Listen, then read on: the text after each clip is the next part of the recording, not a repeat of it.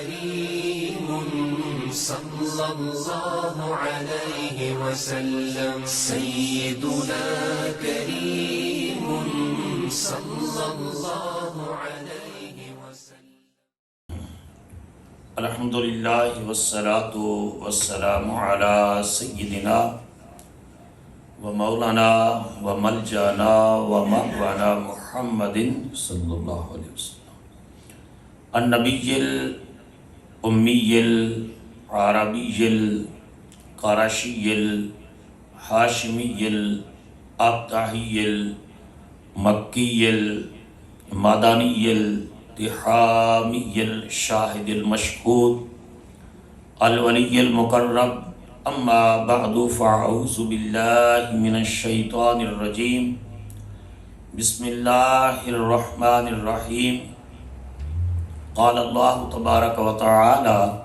فی القرآن المجید والفرقان الحمید ان اول بیت وضع للناس للذی ببکۃ مبارکا وہدی للعالمین فیہ آیات بینات مقام ابراہیم ومن دخلہ کان آمنا وللہ علی الناس حج البیت من استطاع الیہ سبیلا ومن کفر فإن اللہ غنی عن العالمین. صدق اللہ مولانا العظیم. اللہ جل مجدہ کی حمد و ثنا اور حضور راحت قلب و جان صلی اللہ تعالیٰ علیہ وآلہ وسلم کی بارگاہ کرم میں عقیدتوں، محبتوں اور چاہتوں کا خراج پیش کرنے کے بعد برادران اسلام، قرآن مجید کی سورہ آل عمران کی آیات میں نے آپ کے سامنے تلاوت کی ہیں، جن میں اللہ پاک نے ارشاد فرمایا ان اول بیت وضع للناس للذی ببکۃ مبارکا وہدی للعالمین، کہ سب سے پہلا گھر، ان اول بیت، سب سے پہلا گھر، وضع للناس، جو لوگوں کے لیے بنایا گیا، اللہ کا گھر، للذی ببکۃ، وہ ہے جو مکہ مکرمہ میں ہے. تو مکہ کو بکہ بھی بولا گیا ہے، تو قرآن مجید نے یہی لفظ استعمال کیا ہے، للذی ببکۃ مبارکا وہدی للعالمین، جو برکتوں والا ہے، برکتوں والا ہے، وہدی للعالمین، اور سارے جہان والوں کے لیے ہدایت کا مرکز ہے. فیہ آیات بینات،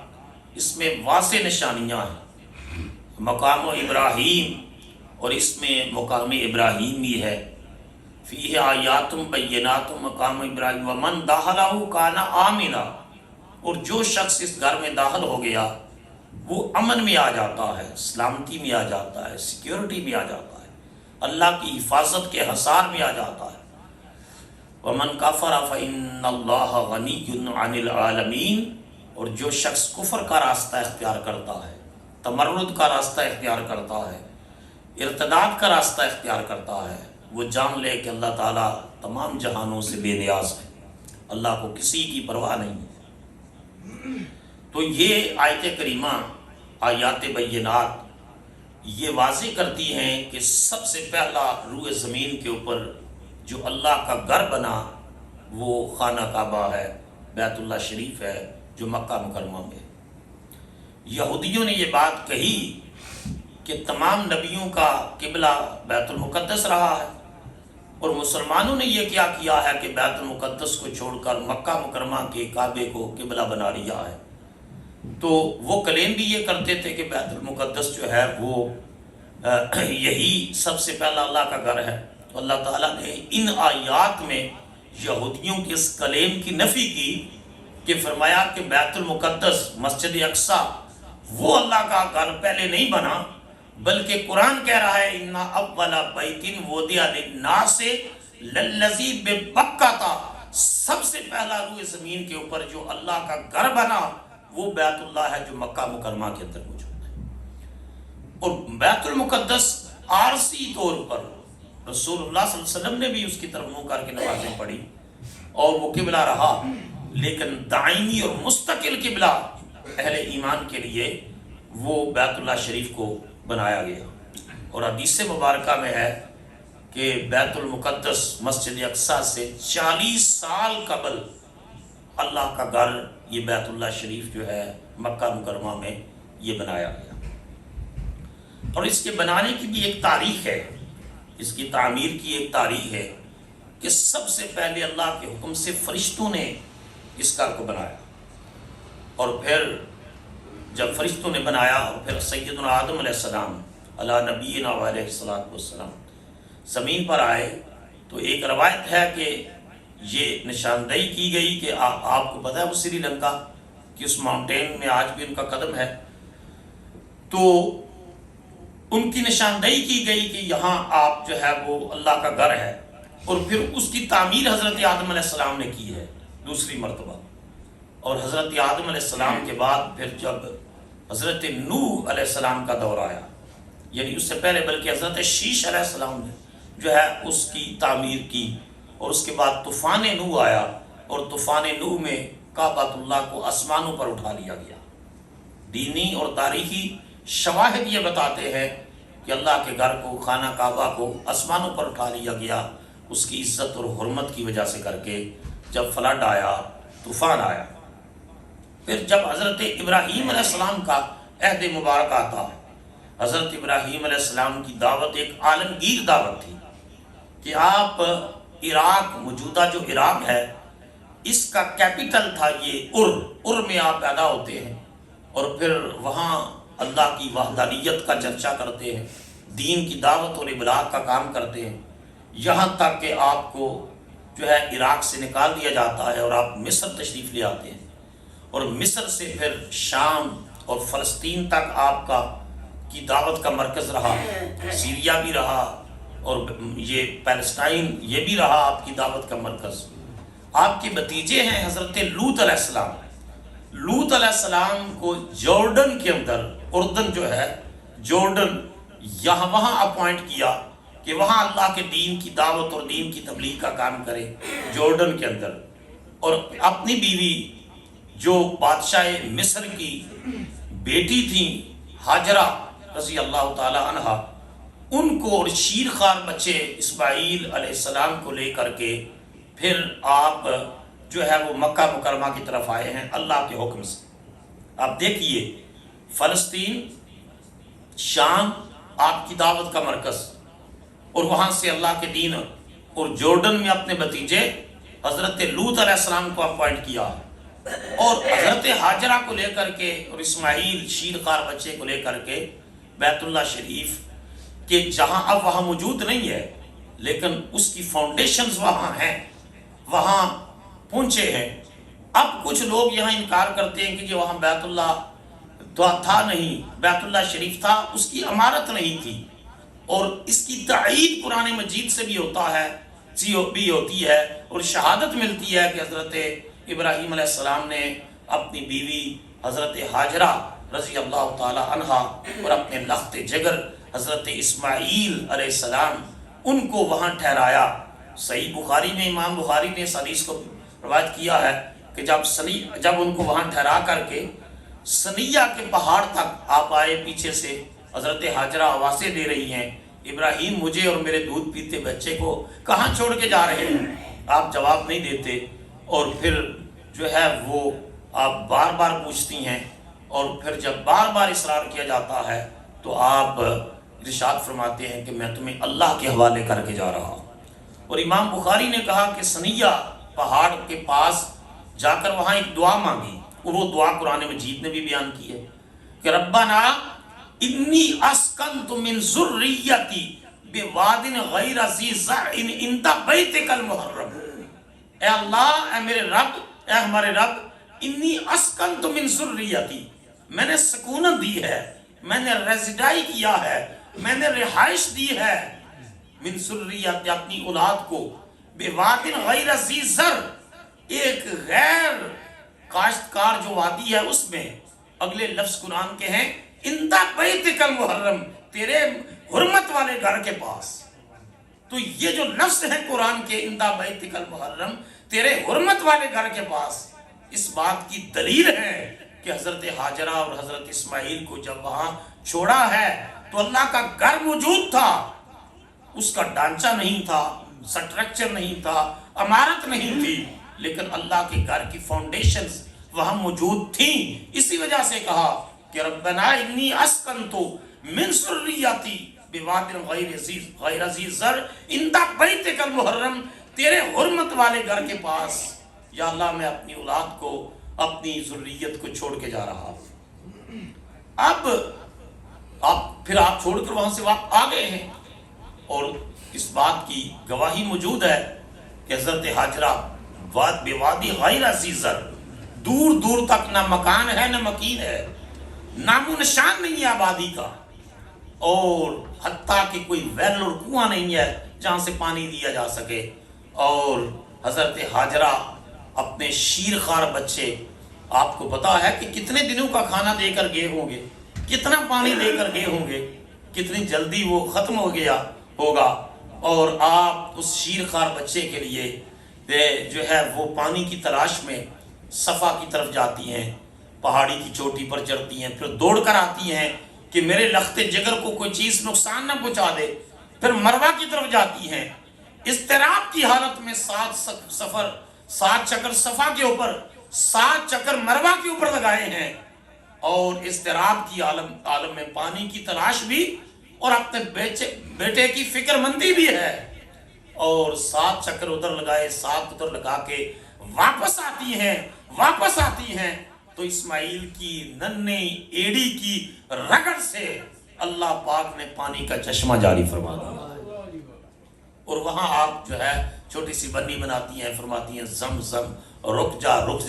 تو وہ پانی وہاں رک جاتا ہے۔ اس میں 2-3 پوائنٹ ہیں۔ سب سے پہلی بات یہ ہے کہ یہ چکر لگوانے ضروری تھے، اللہ ویسے ہی وہاں چشمہ جاری کر دیتا۔ ایک بات جس کو ہمیں ذہن نشین کرنا ہے، یہ 7 چکر اضطراب اور پریشانی کے عالم میں صفا کی طرف اور 7 مروہ کی طرف ہیومن سٹرگل کو شو کرتے ہیں کہ انسان بالکل گھر بیٹھا ہوا ہے، کچھ بھی کام نہیں کر رہا۔ ہماری اکثریت مسلمانوں کی یہ حالت کہ جو کچھ بھی نہیں کرتے، ہیومن سٹرگل، فرمایا چشمہ نکالوں گا،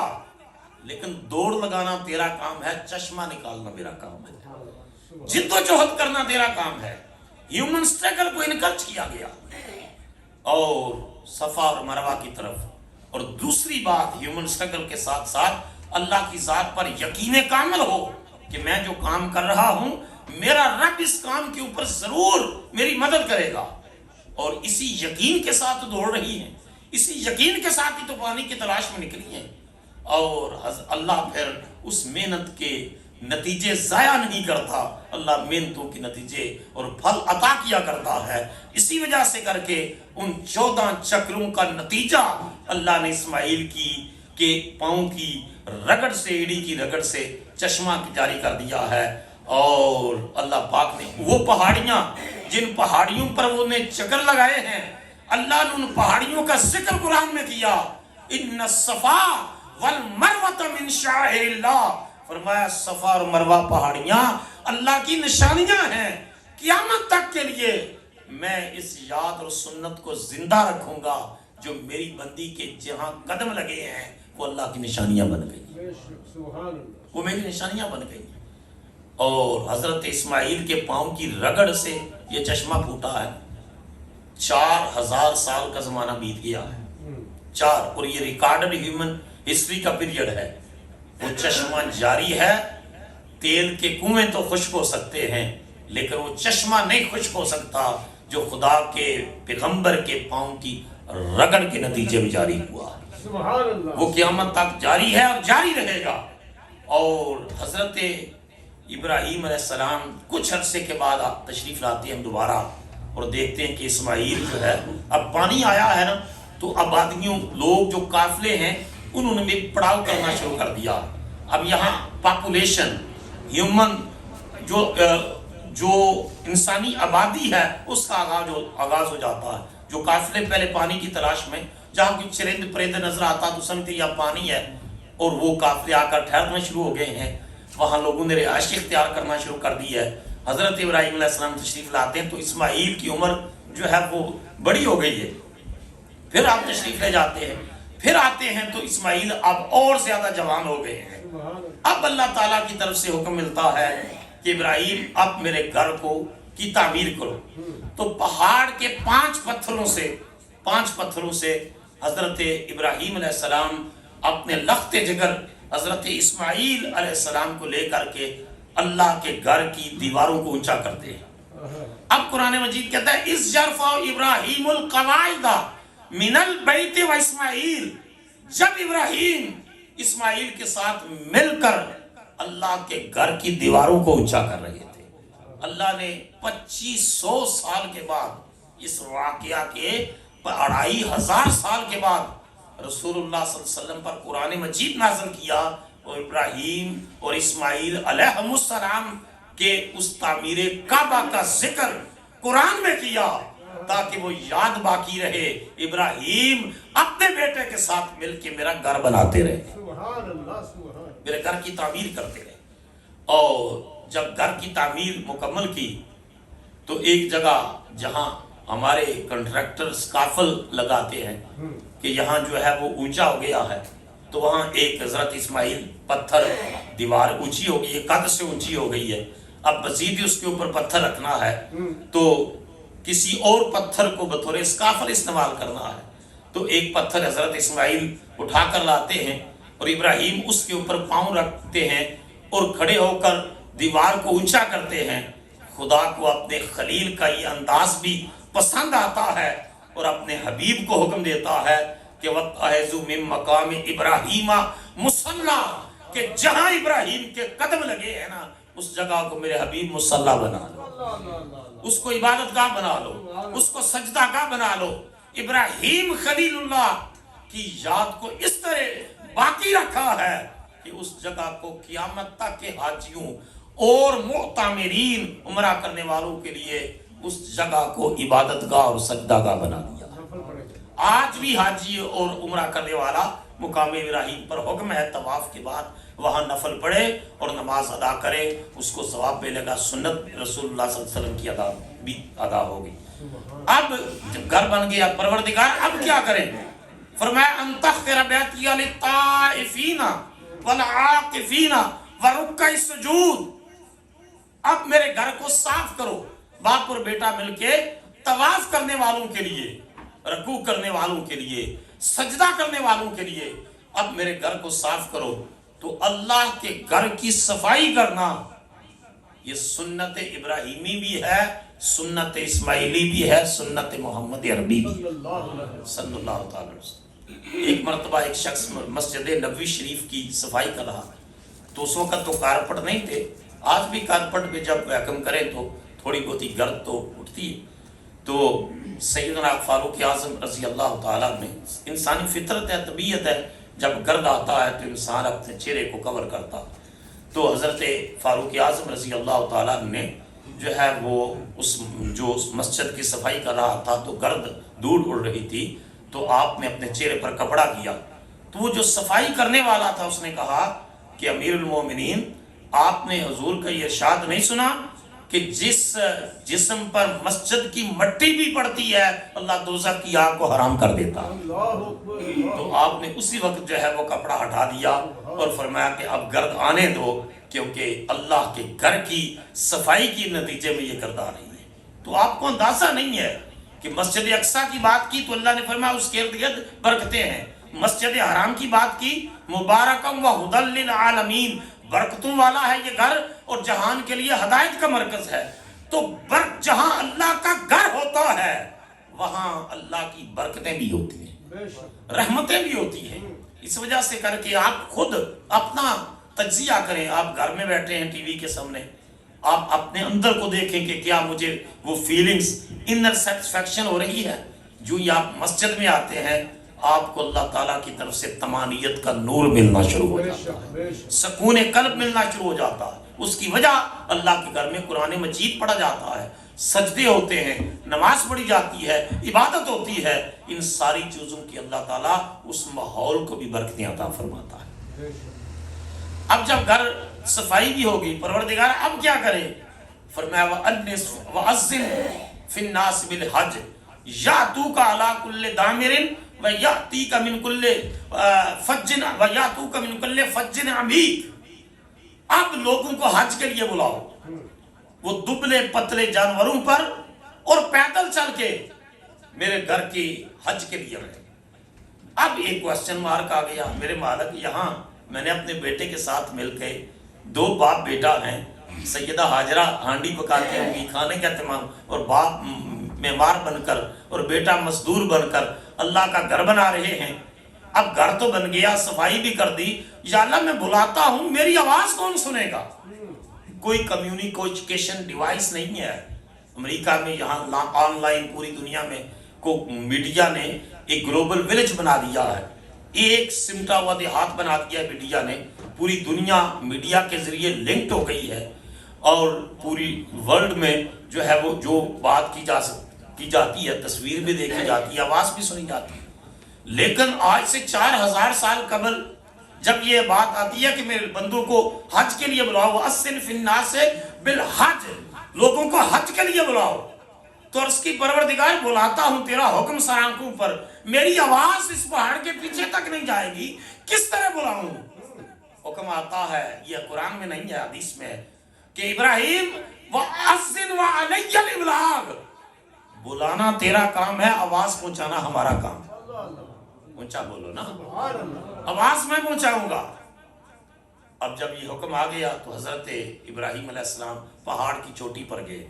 اور جا کر ان کلمات کے ساتھ لوگوں کو حج کے لیے بلایا۔ فرمایا لوگوں، آپ نے فرمایا ہے کہ مجھے اللہ کی طرف سے حکم آیا ہے کہ میں تمہیں حج کے لیے بلاؤں۔ یا عباد اللہ، اے اللہ کے بندو، اجیبوا داعی اللہ، اللہ کی دعوت کا جواب دو۔ حضرت ابراہیم تو داعی ہیں نا، مبلغ ہیں، پیغام منبر ہیں، میسج ڈیلیور کر رہے ہیں، پیغام رب کا ہے۔ اجیبوا داعی اللہ، اللہ کی دعوت کا جواب دو، وحجوا بیتہ، اور اللہ کے گھر کا حج کرو۔ ہمارے آقا صلی اللہ تعالیٰ علیہ وآلہ وسلم نے ارشاد فرمایا، جب حضرت ابراہیم علیہ السلام یہ آواز لگا رہے تھے، اس آواز کو اس نے بھی سنا جو باپ کی رحم میں تھا، اس نے بھی سنا جو باپ کی پشت میں تھا، اس نے بھی سنا جو ماں کی رحم میں تھا، اس نے بھی سنا جو عالم ارواح میں تھا، اس نے بھی سنا جو عالم اجساد میں تھا۔ اور جس نے جہاں سن کے کہا لبیک اللہم لبیک لا شریک لک لبیک ان الحمد والنعمت لک والملک لا شریک لک، میرے رب میں حاضر ہوں، میرے رب میں حاضر ہوں، جس نے جتنی بار کہا ہے اللہ نے اتنے اس کے مقدر میں حج لکھ دیے، اتنے حج اس کے مقدر میں لکھ دیے۔ تو حج جو آج حاجی کرنے جاتے ہیں یہ پیسے کی بنیاد پر نہیں ہے، لوگ بزنس ٹرپ پر جدہ جاتے ہیں، ملٹی نیشنل کمپنیاں ہیں، حج نصیب نہیں ہوتا۔ کیوں؟ حج پیسے سے نصیب نہیں ہے، حج اللہ کے فضل سے ہے، اس کے انتخاب سے ہے، اور جس نے لبیک بولا ہے اس کو نصیب ہوا ہے۔ اور یہ بات بھی ہے کہ جو شخص دانستہ کوشش نہیں کرتا، یہ نہیں کہ میرے جی نصیب میں ہے تو میں کر لوں گا، پھر نہیں، کوشش نہیں کرتا۔ حضور نے فرمایا کہ جس شخص کو کے پاس پیسہ بھی ہے اور ٹریول بھی کر سکتا ہے، بادشاہ ظالم اس کا خوف بھی نہیں ہے، یہ سفر کی صحبت نہیں، بیمار نہیں، اور مالی طور پر من استطاع، اس کے باوجود وہ حج کیے بغیر مر جائے تو چاہے یہودی مر جائے چاہے عیسائی مر جائے، اللہ کو اس کی ضرورت نہیں۔ تو اسلام کے جو بیسک 5 پلرز ہیں ان میں ایک بیسک پلر ہے حج، فریضہ حج کی ادائیگی۔ اس شخص کے لیے جو مالی طور پر جو ٹکٹ بائی کر کے وہاں جا سکتا ہے، اس کے لیے جس کے لیے ٹریول کا پرابلم نہیں ہے، اس کے لیے جو بیمار نہیں ہے، اس کے پاس کوئی عذر نہیں ہے۔ لوگ 20 سال سے جی حج کیا نہیں جی کر سکے، کوٹھیاں بنا لی ہیں، بنگلے خرید لیے ہیں، پلاٹ بنا لیے ہیں، فیکٹریاں لگا لی ہیں، گرین کارڈ بھی ہے، پاسپورٹ بھی ہے، ٹریول بھی کر سکتے ہیں۔ اور چلو اس سال تو ایک بات سمجھ میں آتی ہے ایک پینڈیمک کی وجہ سے کر کے، لیکن اس ایک پچھلے سال اور اس سال، لیکن اس سے پہلے تو کوئی عذر نہیں ہے۔ اور جو شخص بغیر عذر کے حج نہیں کرتا اس کے لیے سخت وعید سنائی گئی کہ ایسا شخص جو بغیر عذر کے حج سے جو ہے وہ پیچھے حج کا فریضہ ادا نہیں کرتا، چاہے وہ یہودی مر جائے یا عیسائی مر جائے، اللہ کو اس کی کوئی ضرورت نہیں ہے۔ تو حضرت ابراہیم علیہ السلام نے اللہ کے گھر کی تعمیر کی ہے، اور یہ جب حدیث مبارکہ میں آتا ہے آدم علیہ السلام زمین پر آئے تو اللہ نے فرمایا کہ زمین پر بھی میرا ایک گھر ہے، جس طرح آسمانوں پر بیت المعمور ہے اور بیت المعمور کا فرشتے طواف کرتے ہیں، اور زمین پر اللہ کا گھر بیت اللہ ہے، وہاں بندگان خدا اور فرزندان اسلام وہاں اللہ کے گھر کا طواف کرتے ہیں۔ تو آسمانوں پر بھی اللہ کے گھر کا طواف ہو رہا ہے، زمین پر بھی اللہ کے گھر کا طواف ہو رہا ہے، اور آج تو ناسا کی ریسرچ نے ثابت کر دیا کہ خانہ Kaaba exact in the middle of the universe, middle of the earth, زمین کا جو مڈل ہے، درمیان ہے، وہ جگہ ہے جہاں سے اللہ کا جو گھر ہے، ان اولا بیت وضع للناس للذی ببکۃ مبارکا وہدی للعالمین، اس روئے زمین پر جو سب سے پہلا اللہ کا گھر انسانی ہدایت کا مرکز ہے بنایا گیا ہے، وہ خانہ کعبہ کا بیت اللہ شریف، وہ اللہ کا گھر ہے، مبارکا وہدی للعالمین، برکتوں والا ہے اور سارے جہان کے لیے جو ہے وہ ہدایت کا مرکز ہے۔ اور اسی وجہ سے کر کے حدیث مبارکہ میں آتا ہے کہ العمرۃ الی العمرۃ کفارۃ لما بینہما، ایک انسان عمرہ کرتا ہے، اس کے بعد پھر دوسرا عمرہ کرتا ہے، اس دونوں عمروں کے درمیان جو گناہ ہوتے ہیں، دوسرے عمرے کے نتیجے میں اللہ پاک ان دونوں عمروں کے درمیان ہونے والے گناہوں کو معاف فرما دیتا ہے۔ والحج المبرور لیس لہ جزاء الا الجنہ، اور فرمایا جو حج مبرور ہے نا، اس کی جزا ڈائریکٹ جنت ہے، کہ جو شخص حج کر لیتا ہے اور جو ہے وہ لڑائی جھگڑے سے باز رہتا ہے اور دیگر چیز اس کے تقاضے پورے کرتے ہوئے حج کرتا ہے، اللہ اس کو گناہوں سے اس طرح پاک کر دیتا ہے جس طرح پہلے وہ ماں کے شکم سے باہر آیا۔ اور پھر حضرت ابراہیم علیہ السلام نے اس کو بنایا، اور اس کے بعد پھر بڑا عرصہ پھر قبیلہ جرہم نے اس کی تعمیر کی، اور پھر نبی کریم علیہ السلام کی بعثت مبارکہ سے قبل قریش نے بھی اس کی تعمیر کی، اور قریش نے تعمیر کی، اور اس وقت رسول اللہ صلی اللہ علیہ وسلم کی عمر مبارک 35 ایئرز تھی، 35 ایئرز۔ ابھی حضور کا اعلان نبوت نہیں ہوا تھا، اعلان بعثت نہیں ہوا تھا، حضرت ہاجرہ، حضرت خدیجہ حضور کے نکاح میں ابھی نہیں آئیں، تو نکاح میں جو آ چکی تھی، نکاح میں آ چکی تھی، کیونکہ 15 سال قبل اعلان بعثت سے وہ رسول اللہ کے نکاح میں آ گئی، جب رسول اللہ صلی اللہ علیہ وسلم کی عمر مبارک 25 سال تھی اور حضرت خدیجہ کی عمر 40 سال تھی۔ اب وہ حضور کے نکاح میں آئے 10 سال کے بعد، 35 سال رسول اللہ کی عمر مبارک ہے، اور قریش نے اللہ کے گھر کی تعمیر کا پلان کیا ہے اور اس کو شروع کر دیا ہے، اور تمام قبائل جو ہے وہ مل کر اس سعادت کو حاصل کر رہے ہیں۔ آج دیکھیں نا، یہ کتنی مادیت کی قدریں ہمارے اوپر غالب ہے، یہ کوئی بھی مسجد بن رہی ہو، مدرسہ، تو جی کوئی 1% بھی دلچسپی نہیں ہے۔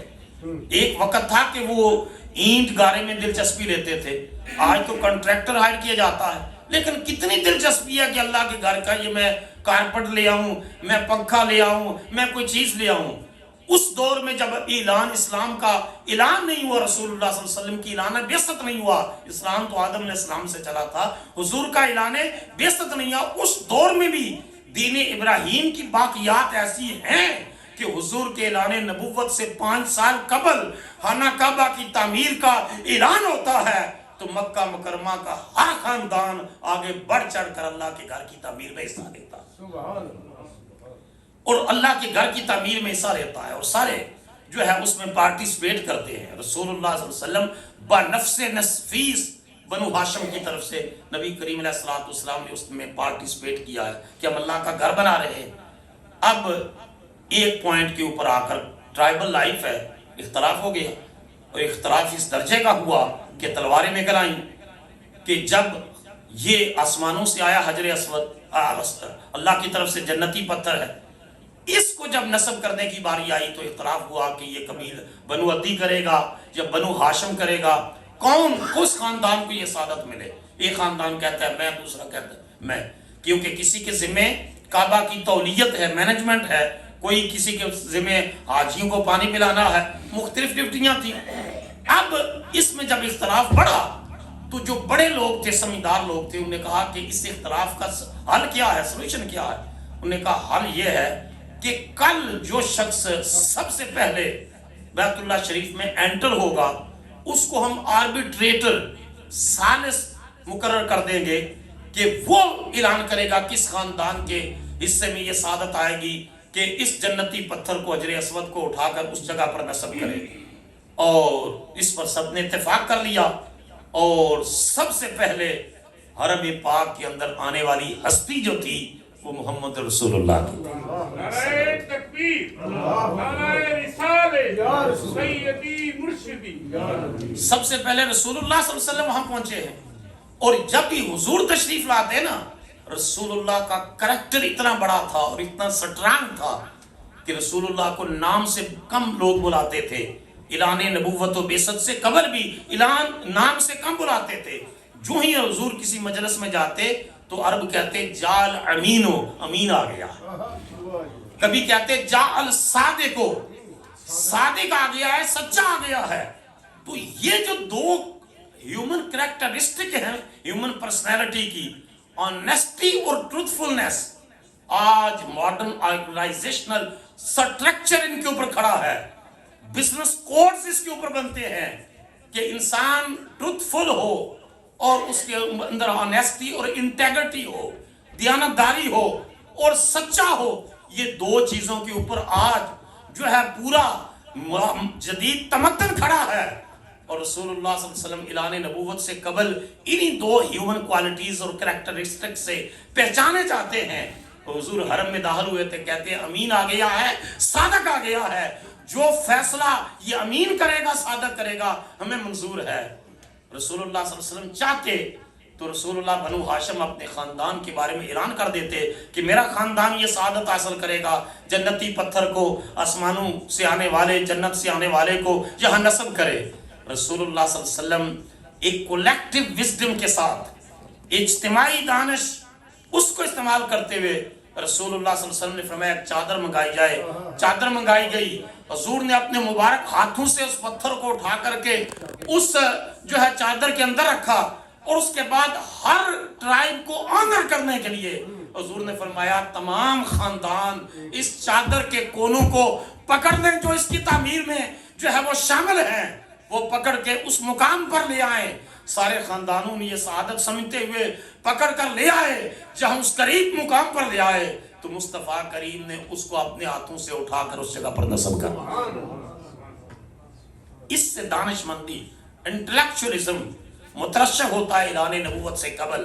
کہ ایک بہت بڑا جو فساد ہونے والا تھا، بلڈ شیڈ ہونے والا تھا، اس سے نبی کریم علیہ الصلوۃ والسلام نے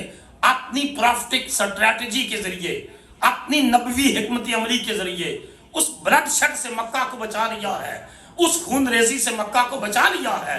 اور اس پتھر کو وہاں نصب کر دیا ہے۔ فاروق اعظم رضی اللہ تعالیٰ عنہ اپنے دور خلافت میں آج ورلڈ میپ کے اوپر جو 23 کنٹریز آف دا ورلڈ ہیں، دنیا کے 23 ممالک ہیں، سعودی عربیہ کر لیں، عراق ہو، جورڈن ہو، سیریا ہو، پیلسٹائن ہو، 23 countries of the world map کے اوپر جو ایگزسٹ کرتے ہیں، فاروق اعظم کے دور میں وہ سارے کے ساتھ رہے مسلم ریاست کا حصہ تھے، اور ان کا اکیلا حکمران عمر فاروق تھے۔ سیدنا فاروق اعظم